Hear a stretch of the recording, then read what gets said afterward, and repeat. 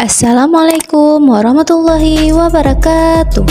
Nama saya Rozatul Jannah. Saya dari kampus YIN Losmawi, Fakultas Tarbiyah dan Ilmu Keguruan, jurusan Pendidikan Agama Islam, NIM 2019-21138, semester 6, dengan dosen pengampu Dr. Maya Safitri, SPDI MA. Video ini dalam rangka memenuhi tugas kuliah mata pelajaran pembelajaran SKI di madrasah.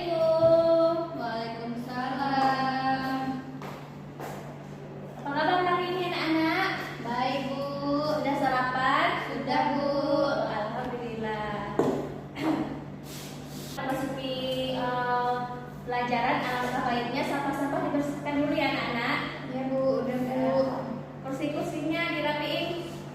Udah Bu. Sebelum kita memasuki materinya, alangkah baiknya kita berdoa terlebih dahulu ya anak-anak. Baik, di sini dipimpin oleh ketua. Bismillahirrahmanirrahim. Rabbi shrahli sadri wa yassir li amri wahlul 'uqdatam min lisani yafqahu qawli. Amin. Siapa di sini yang tidak hadir anak-anak? Si Yunda Bu. Kenapa dia nak? Iya, tadi ada yang halangan. Nah, hari ini kita akan belajar tentang Abu Bakar As-Siddiq sang pembenar. Nah, Abu artinya bapak dan Bakar artinya saudara. Sebab itu beliau disebut Abu Bakar. Yang pertama kita memasuki dengan riwayat dan selisih Abu Bakar As-Siddiq. Abu Bakar As-Siddiq adalah khalifah pertama dari Khulafaur Rasyidin. Nama aslinya adalah Abu Ka'bah. Setelah masuk Islam, diganti Rasulullah menjadi Abdullah bin Abu Quhafah. Ayahnya bernama Quhafah bin Amir, sedangkan ibunya bernama Ummu Khair Salma. Nasabnya bertemu dengan nasab Rasulullah pada Murrah. Abu Bakar seorang keturunan Bani Taim dan Bani Tamim, suatu golongan rakyat biasa. Namun demikian, Abu Bakar tampil sebagai sosok yang berpengaruh dalam perjuangan Rasulullah Sallallahu Alaihi Wasallam. Abu Bakar As-Siddiq lahir pada tahun 573 Masehi. Ia memiliki dua julukan, yaitu Ati dan As-Siddiq. Ati berarti tampan atau suci. Gelar itu diberikan karena paras mukanya yang menawan dan jiwanya yang suci, karena tidak pernah menyembah berhala selama masih jahiliyah. Gelar As-Siddiq diberikan kepada Abu Bakar karena ia selalu mempercayai setiap ucapan yang disampaikan oleh Rasulullah Sallallahu Alaihi Wasallam. Nah, selanjutnya kita memasuki kepribadian Abu Bakar As-Siddiq. Abu Bakar sudah lama bersahabat dengan Rasulullah. Kepribadiannya sangat mulia. Sejak anak-anak, ia terkenal berkemauan keras.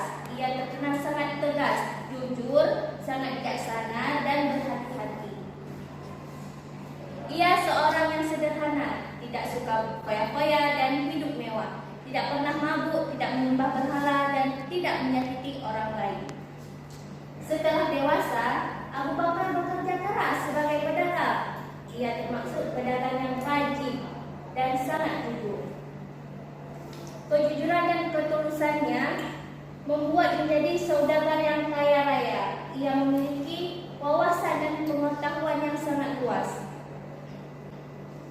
Karena banyak bergaul dengan orang-orang di luar sukunya, oleh karena itu ia sangat mudah menerima ajaran agama Islam. Ia seorang yang kaya raya dan dermawan, sangat menyayangi anak yatim dan fakir miskin, namun kehidupannya tetap sederhana. Ia banyak memberi hartanya kepada kepentingan kemajuan Islam. Nah, selanjutnya tentang perjuangan Khalifah Abu Bakar As-Siddiq dalam berdakwah. Nah, di sini ada yang tahu perjuangan Khalifah Abu Bakar As-Siddiq dalam berdakwah? Ada yang tahu? Enggak, Bu. Setelah dipercayai oleh kaum muslimin sebagai khalifah, Abu Bakar segera memulai pekerjaannya. Ia menjadi khalifah selama 2 tahun lebih 3 bulan. Meskipun tidak lama memimpin, namun ia sangat berjasa dalam mempertahankan persatuan umat Islam di ancaman perpecahan. Selama menjadi khalifah, Abu Bakar melakukan beberapa hal, yaitu yang pertama, menyadarkan kaum murtad, nabi palsu dan para pengacu agama agar tidak menyesatkan kaum muslimin. Yang kedua, memerangi orang-orang yang menolak membayar zakat. Yang ketiga, majunya Islam di seperti Irak dan Syria. Yang kelima, mengumpulkan atau menghimpun ayat-ayat Al-Quran menjadi mushaf. Nah, selanjutnya tentang contoh nilai positif sikap Khalifah Abu Bakar. Nah, selama menjadi Khalifah, Abu Bakar As-Siddiq telah menunjukkan sikap yang mulia. Di antaranya yang pertama, rendah hati dan peduli anak yatim. Ketika menjadi Khalifah, ia juga sering mendatangi rumah-rumah fakir miskin, anak-anak yatim dan janda-janda tua, guna untuk mengetahui kondisi mereka. Apabila mereka membutuhkan sesuatu, maka ia segera meminta petugas Baitul Mal untuk membawa keperluan bagi mereka. Nah, selanjutnya dermawan dan suka menolong. Abu Bakar rela menyerahkan seluruh kekayaannya untuk mendukung dakwah Islam. Hartanya banyak digunakan untuk menembus para budak, membiayai perang dan membantu fakir miskin. Yang ketiga, sederhana dan berjiwa besar. Nah, selanjutnya Abu Bakar ini orangnya sangat sabar ya anak-anak. Nah, anak-anak, selanjutnya kita akan menontonkan video tentang kemuliaan Abu Bakar As-Siddiq. Nah, siapa di sini yang ingin menonton video tentang Abu Bakar As-Siddiq? Saya. Oh, baik. Di sini kita akan menontonnya sama-sama ya anak-anak.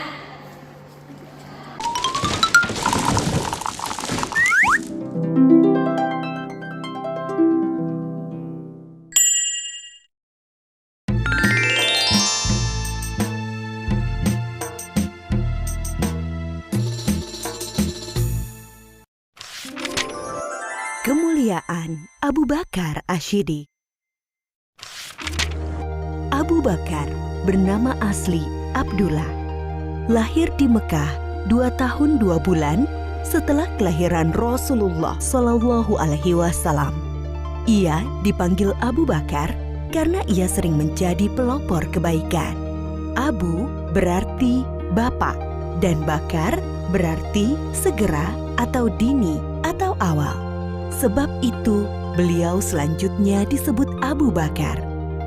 Sejak kecil, Abu Bakar senang sekali berbuat kebajikan dan hal-hal terpuji. Salah satu sahabatnya berkata, "Sesungguhnya engkau selalu menyambung tali silaturahim, selalu berkata benar, banyak menanggung kesulitan orang lain, menolong orang-orang yang menderita, dan menghormati tamu." Begitu kesaksian Ibnu Dugunah, sahabat Abu Bakar. Abu Bakar termasuk orang yang paling utama masuk Islam. Ia adalah sahabat Nabi Muhammad Shallallahu Alaihi Wasallam yang paling setia, mendampingi Rasulullah sejak masuk Islam sampai meninggal. Ketika Nabi Muhammad Shallallahu Alaihi Wasallam berhijrah dari Mekah ke Madinah, Abu Bakarlah yang menemaninya. Pada saat itu, Kamis 27 Safar tahun ke-14 kenabian, waktu tengah hari, Rasulullah Shallallahu Alaihi Wasallam mendatangi Abu Bakar di rumahnya. Abu Bakar berkata, "Demi Allah, beliau tidak akan kemari pada saat begini, kecuali ada urusan penting." Beliau mengabarkan kepada Abu Bakar bahwa Allah Subhanahu wa Ta'ala telah mengizinkannya untuk hijrah ke Madinah. Setelah memastikan rencana hijrah, Rasulullah Shallallahu Alaihi Wasallam pulang ke rumah sambil menunggu waktu malam tiba. Pada hari yang sama, para tokoh kafir Quraisy sedang mengepung rumah Rasulullah Shallallahu Alaihi Wasallam. Mereka berniat akan membunuhnya. Setelah lewat tengah malam, mereka meyakini inilah cara terakhir untuk menghentikan Rasulullah berdakwah kepada Islam. Ketika malam semakin larut, Rasulullah keluar dari rumahnya menuju rumah Abu Bakar tanpa diketahui oleh orang-orang yang memusuhinya.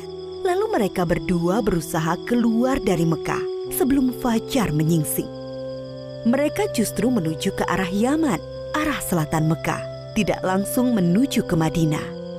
Setelah sampai di dekat bukit yang tinggi dan terjal, mereka berdua berencana bersembunyi. Abu Bakar membantu Rasulullah Shallallahu Alaihi Wasallam sambil menggendong naik ke atas bukit.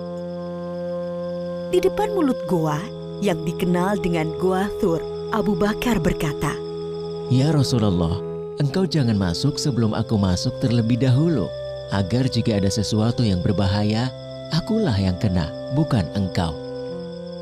Abu Bakar masuk dan membersihkan goa. Ia memeriksa dinding-dinding goa. Lalu Abu Bakar menyobek kain yang dipakainya untuk menyumbat lubang-lubang yang ada di dinding goa. Setelah itu ia berkata, Silahkan masuk ya Rasulullah. Rasulullah masuk ke dalam goa, lalu menyandarkan kepalanya ke sebuah batu dan memejamkan mata. Abu Bakar menjaganya. Tiba-tiba kaki Abu Bakar disengat oleh binatang berbisa dari balik lubang yang disumbatnya. Ia berusaha tidak bergerak sambil menahan rasa sakitnya karena khawatir akan membangunkan Rasulullah. Namun rasa nyeri yang sangat membuat air mata Abu Bakar menetes dan mengenai wajah Rasulullah Shallallahu Alaihi Wasallam. Rasulullah terbangun dan bertanya, Dari video ini dapat kita simpulkan bahwa berlakulah yang baik kepada sesama manusia dimanapun kamu berada, mencontohkan dan memiliki sifat-sifat terpuji seperti yang dimiliki oleh Abu Bakar. Bagaimana anak-anak semua? Udah paham yang sudah dijelaskan tadi? Ya, Nah, selanjutnya kita akan memasuki evaluasi soal pilihan ganda ya anak-anak. Nah, yang pertama, Abu Bakar menggelar As-Siddiq karena A. Beliau sangat tampan, B. Beliau sangat berwibawa, C. Beliau selalu mempercayai dan membenarkan semua ucapan Nabi Muhammad SAW, D. Sangat kaya raya. Nah, ada yang tahu? Bu, apa nak? Saya Bu. Ya, benar sekali. Beri tepuk tangan. Nah, soal selanjutnya. Berikut merupakan nabi-nabi palsu yang diperangi oleh Abu Bakar As-Siddiq kecuali Abdullah bin Ubay, B. Aswad al-Ansi, C. Musailamah D. Tulaiha bin Tuwaili. Saya Bu. Apa nak? A. Ya, benar sekali. Beri tepuk tangan. Nah, soal selanjutnya ya. Berikut merupakan sifat-sifat Abu Bakar As-Siddiq yang bisa kita jadikan tauladan kecuali A. Mempercayai dirinya sendiri lebih dari apapun, B. Mencintai Rasulullah melebihi cintanya pada diri sendiri, C. Mengorbankan harta dan jiwanya untuk agama Islam, D. Bersahabat dengan manusia paling mulia yaitu Rasulullah. Apa nak jawabannya? Ada yang tahu? A. Ya, A. Mencintai dirinya sendiri lebih dari apapun.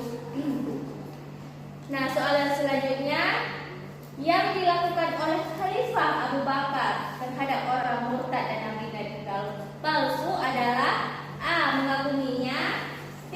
Memerangi, C. Membiarkannya, D. Menghormatinya. Dan tahu? Cikgu, kurang tepat ya nak? Enggak tahu Bu. Tahu Bu. Jawabannya memeranginya.